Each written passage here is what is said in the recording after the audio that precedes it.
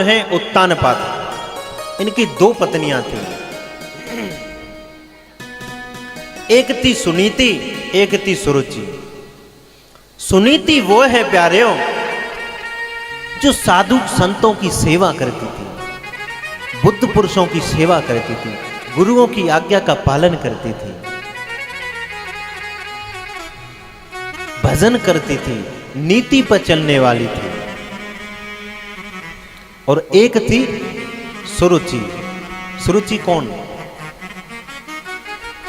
जो अच्छा अच्छा खाए, अच्छा अच्छा पहने और अपनी ही मनमानी कराए। यहां तो नहीं करती है भैया,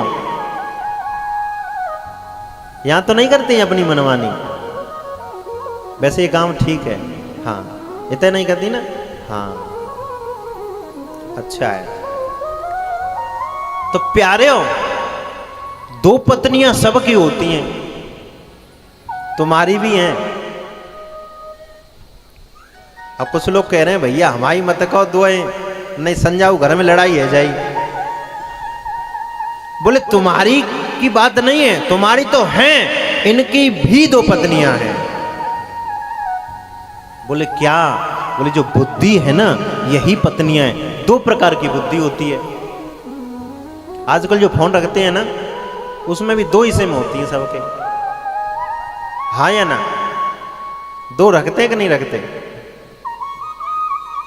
दो ही सिम होती हैं। दो ही प्रकार की व्यक्ति की बुद्धि होती है, एक सुनीति की तरह और एक सुरुचि की तरह।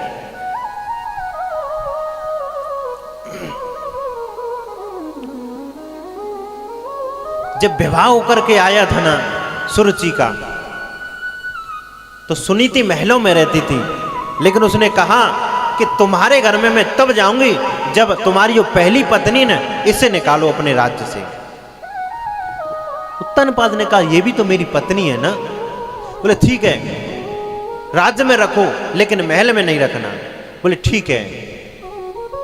जब सुनीति ने सुना तो उसने कहा कोई बात नहीं, हम तो झोपड़ी में भी अपना निवास कर लेंगे, वहां भी अपना जीवन गुजार लेंगे, हमें महलों से कोई मतलब नहीं है। राज्य में ही झोपड़ी बना ली महल के पास में, और वहां रहने लगी। इनके जब बच्चे हुए प्यारेओ, जो सुनीति होती ना, उनके ध्रुव होते हैं। ध्रुव यानी अटल, और सुरुचि के उत्तम हुए थे, जो स्थिर नहीं है, अटल नहीं है। एक दिन क्या हुआ, ध्रुव जी खेल रहे थे, खेलते खेलते बच्चों ने कहा कि भैया तुम्हारे पिता कौन हैं, बताओ तो सही। बोले पिता क्या होते हैं? बोले तुम्हारी माँ बताएंगी ये बात। बोले अच्छा? बोले हाँ। माँ के पास जैसे ही गए और माँ से पूछा, माँ मेरे पिताजी कौन हैं, हमारे पिता कौन हैं? तो कहा बेटा ये जो राजा है ना, यही तेरे पिता हैं। अच्छा ये मेरे पिताजी हैं? बोले हाँ। तो ध्रुव जी गए टहलते हुए अपने सखाओं के साथ में, कुछ सखा मित्रों के साथ में जब गए, जाकर के गोद में बैठ गए। जैसे ही गोद में बैठे देखा, सुरुचि ने पकड़ करके खींचा और थप्पड़ लगा दिया और कहा कि तू इस गद्दी पे बैठने के योग्य नहीं है, पहले जाओ और भगवान का भजन करो, और जब भगवान प्राप्त हो जाएं तब उनसे कहना कि वो मेरी गर्भ में तुम आओ, और जब मेरी गर्भ से तुम आओगे तब तुम इस गद्दी के अधिकारी रहोगे। बोले अच्छा। रोते हुए गए महलों में। कभी कभी मैया है ना ऐसी धुमात करती हैं। एक दो मतलब जेठानी देवरानी थी, दोनों में बहुत प्रेम था। एक दिन क्या हुआ, जो देवरानी थी ना, वो छत पे बैठी थी और देख रही थी बच्चों को खेलते हुए। और जो बड़ी थी ना जेठानी, वो आई, एक गन्ना लेकर के आई। और जो गन्ना जब लेकर के आई तो उसने 2 भाग किए, 2 टूक किए। लेकिन जिस तरफ मीठा था जड़ की तरफ वो इस हाथ में था, और जो कम मीठा है ऊपर की तरफ वो इस हाथ में था। और जो पुत्र था ना उसका, बड़ी का, वो इस हाथ पे था और छोटी का इस हाथ पे था। और जैसे ही जब पहुंची तो हाथ ऐसे कर दिया, देते समय ऐसे कर लिया।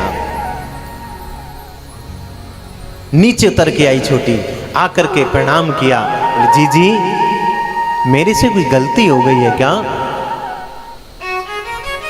बोले नहीं। बोले क्या हुआ, क्या बात हो गई? बोले जी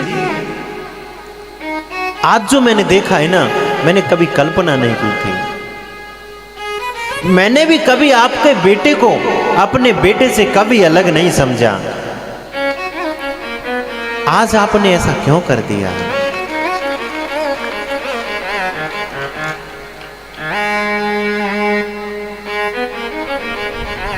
प्यारे हो, कभी कभी मैया है ना ऐसा ही करती हैं। अपने बेटा को भरेंगी कि ते ताऊ न्यो ते ताई न्यो, दिनों रात भरते हैं। एक राजस्थान की कथा है, जो दिनों रात भरते हैं कि ते चाची न्यो ते चाचा न्यो और ते चाचा के बच्चा न्यो, तुम जाना नहीं। और आते सब न्यारे क्यारे हो गए। जब न्यारे हुए ना तो जो दोनों भाई थे उनमें इतना प्रेम था कि दोनों ही एक दूसरे के बिना रहते नहीं थे।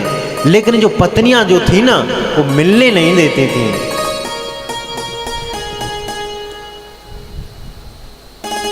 लेकिन वो वहां नहीं मिलते थे। बाजार में जब जाते थे, खेत में जाते थे, तो दोनों लिपट लिपट करके रोते थे कि भैया आज ऐसा हो गया हमारे घरों में कि जो बच्चे हैं ना ये भी एक दूसरे के दुश्मन बन गए हैं।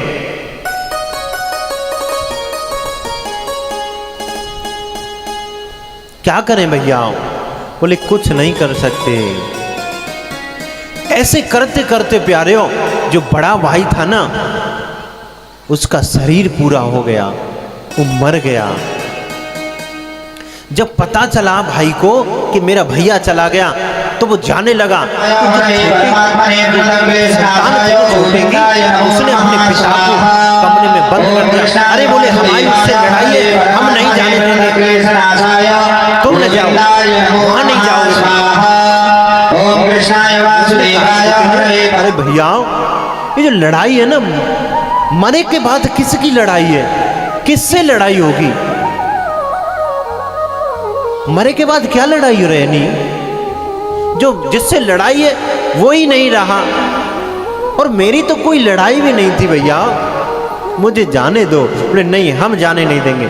कमरे में बंद कर दिया और बाहर से ताला लगा दिया और वहीं भोजन देने लग गए। 13 दिन बीते। जब जो कार्य जो होता है ना, 13वीं जब होती है, 13वीं के बाद में जब देखा कि अब पंगत सब हो गई है, अब भेजना चाहिए।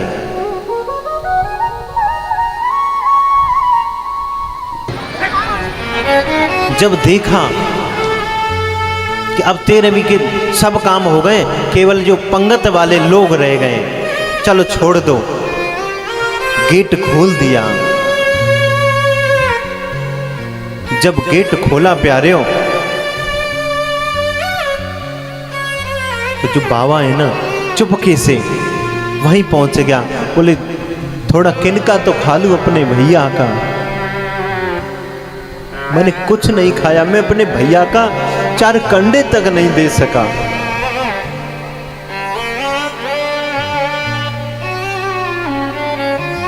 बहुत रोने लगा और जाकर के जहां जो पंगत वालों की जो पन्हैया उतरती है ना, वहां जाकर के बैठ गया। और जब बैठा तो एक गांव के लोग आया और खीर की बाल्टी जब परोस रहा था, देखा अरे चाचा, या चाचा वो भी पनहियों पे बैठा है। बाल्टी धर करके अंदर गया और जाकर के कहा, अरे नालायकों, तुम्हारे चाचा आए और जाकर के देखो पनहियों पर बैठे हैं। अरे नालायकों, बुला लाओ उन्हें। जब चारों भैया जब गए, देखा, चाचा को उठाया, बोले चाचा अंदर चलो, यहां मत बैठो।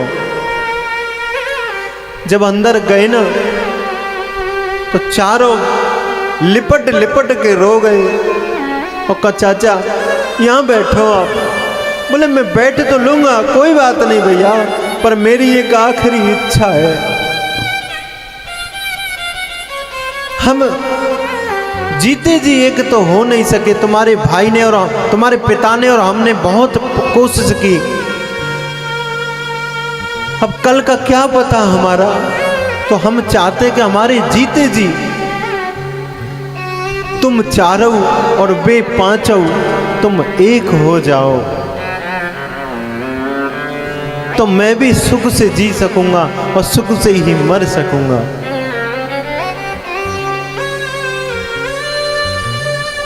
कहा कोई बात नहीं चाचा, हम चल रहे, चलो। बोले कोई नहीं, मैं भी तो चल रहा हूं तुम्हारे साथ में,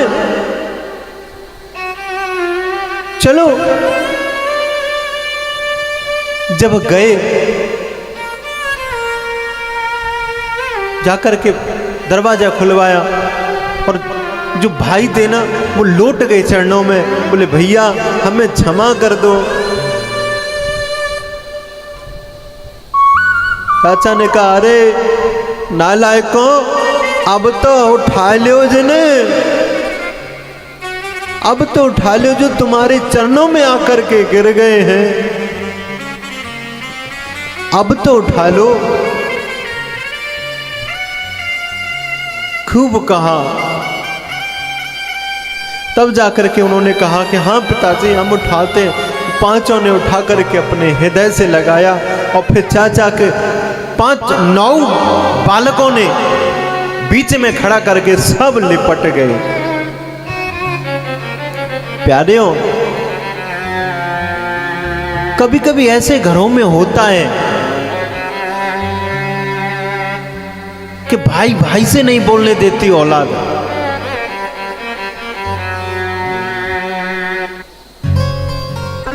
ये माताओं को मैं जरूर कहूंगा, कभी भी मां को बेटे से और भाई को भाई से कभी भी अलग मत करना। क्यों? क्योंकि इन्हें जब अलग करते हैं ना प्यारेओ, परमात्मा भी कभी क्षमा नहीं करता है।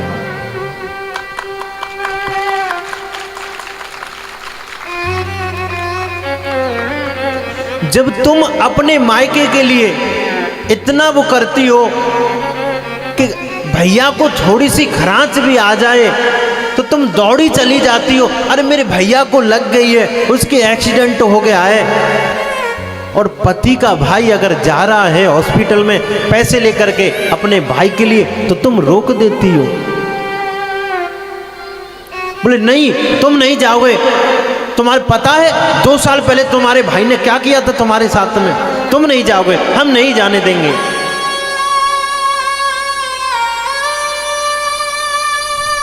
मना कर देती है तो भाई जो है ना उदास होकर के लौट आता है।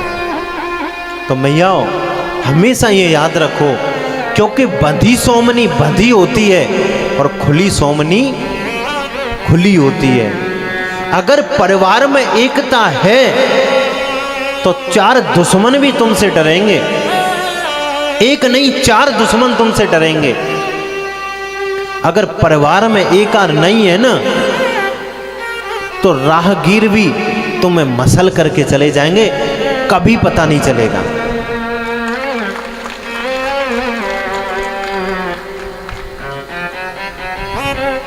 सबसे बड़ी बात यह है, मैयाओं से प्रार्थना है, मैयाओं का काम होता है कि चाहे तो घर को स्वर्ग बना दें और चाहे तो घर को नरक बना दें, चाहे तो घर को महल बना दें और चाहे तो घर को झोंपड़ी बना दें। अब इनको देखना है कि हमें नौकरानी बनना है या रानी बनना है। जब तुम अपने पति को स्वतंत्रता दोगी तो वो राजा बन सके, अच्छे काम कर सके, एक रह सके सबके साथ में, तो तुम रानी बन जाओगी। लेकिन जब तुम अकेली करने की कोशिश करोगी ना, तो हो सकता है कि कमरा भी बनाना मुश्किल हो जाए। इसलिए मेरी तो प्रार्थना में आओ और अपनी औलाद को भी ऐसे संस्कार दो।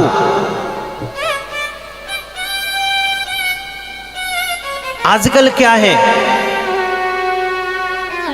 जब बच्चा जब गर्भ में हो ना, तो मैया क्या करती है, टीवी में गाने लगा लेती हैं। ऐसे ऐसे गंदे गाने होते हैं, जब दिनों रात चित्त में जब जाएंगे ना, तो बच्चे पे असर पड़ता है। मैया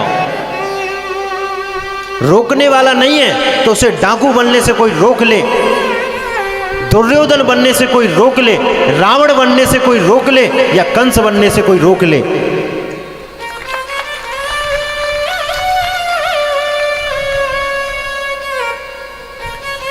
ए जननी तू भक्त जन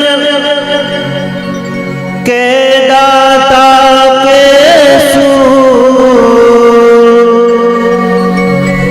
नाहे तो तू बाज रे और काहे गवावे नूर। सुबह जगती कथाएं चलनी आरंभ हो जाएं, सत्संग, किसी की कथा, भजन, रामायण चलना आरंभ हो जाए। सुबह सुबह जग करके नहा धो करके रामायण का पाठ करो। जब ये चीज जब पढ़ोगे, अगर आप ये लग रहा है कि बाबा ऐसे ही कह रहे होंगे, तो प्रमाण दे रहा हूं मैं आपको। सुखदेव भगवान जो थे ना, अपनी मां के गर्भ में ही सीखे थे या नहीं? हाँ या ना? अभिमन्यु कहां सीखा था? चक्रव्यूह को तोड़ना गर्भ में।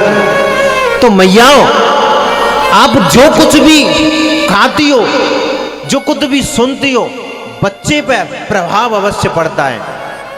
जैसे कभी कभी देखती ना, बच्चा छोटा हो तो कभी कभी ठंडा पानी नहीं पिएंगी, छाछ नहीं पिएंगी, दही नहीं खाएंगी, और कोई पूछे तो बोले क्यों नहीं खा पी रही हो? बोले बच्चे को सर्दी हो जाएगी। जबकि बच्चा तो तुमसे अलग है ना, तो सर्दी क्यों हो जाएगी? सर्दी तो तुम्हें होनी चाहिए, लेकिन बच्चे को क्यों हो जाएगी? बोले वो दूध पिएगा मेरा। तो बच्चे को असर आता है। तो मैयाओ, ऐसे ही जब गर्भ में जब बच्चा होता है ना, तो असर आता है। तो इसलिए प्रार्थना है, सुबह सुबह से इन्हीं का प्रयोग किया करो। आरतियां लगा ली, भजन लगा ले, किसी साधु के द्वारा की हुई कथाएं, बाणियां, जो तुम्हें अच्छे लगे उनसे सुना करो, श्रवण किया करो, मनन किया करो। तुम्हें भजन करने की जरूरत नहीं है। केवल जो ना अपनी दिशा बदल दो। मंजिल अगर हमें प्राप्त नहीं हो रही है, तो मंजिल नहीं बदलनी प्यारे हो, रास्ता बदलना है। क्या बदलना है? रास्ता। कि जब हम इस रास्ते से नहीं जा पा रहे, हम अपने आप को सही नहीं बना पा रहे, किसी साधु के लिए उसकी सेवा के योग्य नहीं बना पा रहे, परमात्मा का भजन करने के लिए नहीं बना पा रहे, तो रास्ता बदल लो। फिर परमात्मा से कहो, उनसे प्रार्थना करो कि हे गोविंद, अब जिसे मानते हो, किसी मैया को या किसी देवता को, उनसे प्रार्थना करो कि हम आप तक नहीं पहुंच सकते, हम आप तक पहुंच जाएं, ऐसी कृपा करो। तो परमात्मा स्वयं हो सकता है किसी महात्मा के रूप में तो आए और हो सकता है तुम्हारे बच्चे के रूप में आ जाए। कपिल भगवान आए कि नहीं आए? कपिल के रूप में भगवान आए या नहीं आए? तो प्यारे हो, ऐसी बात नहीं कि भगवान नहीं आए, अपने आप को ऐसा बनाने की कोशिश करो।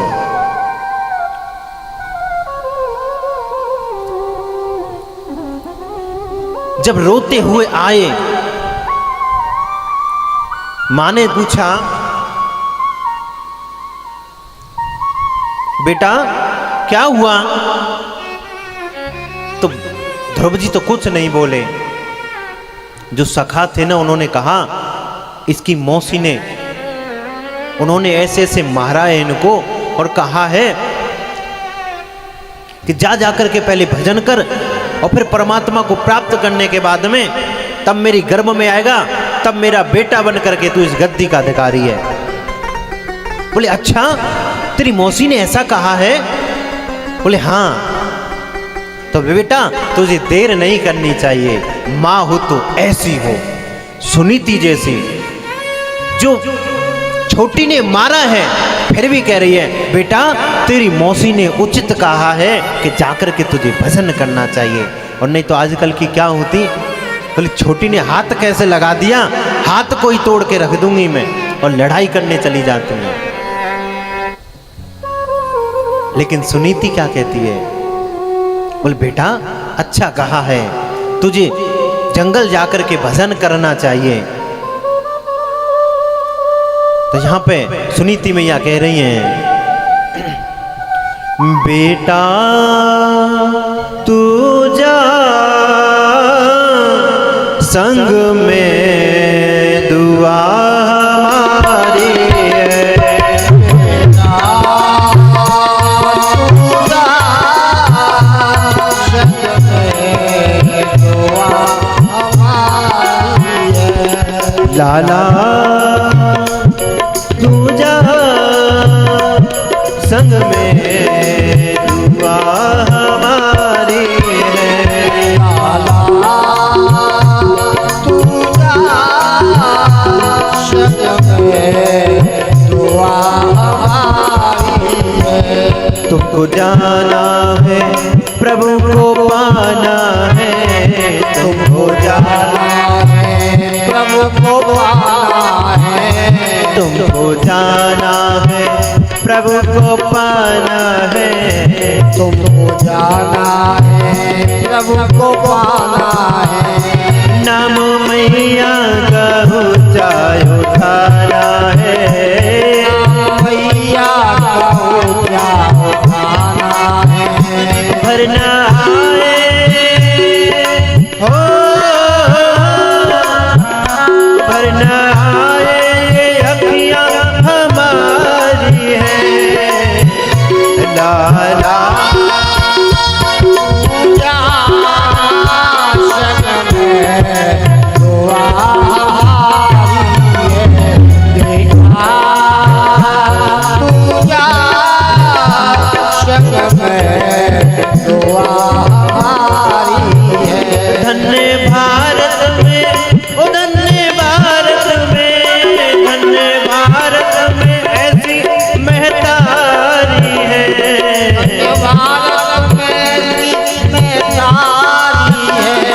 लाला पूजा संग में दुआ हमारी है।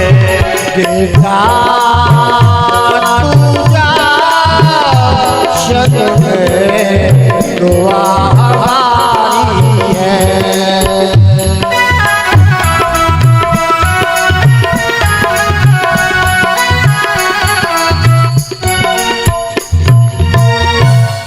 बेटा तू जा संग में दुआ हमारी है। धन्य भारत में, ओ धन्य भारत में, धन्य भारत में ऐसी महतारी है। लाला तू जा संग में दुआ हमारी है।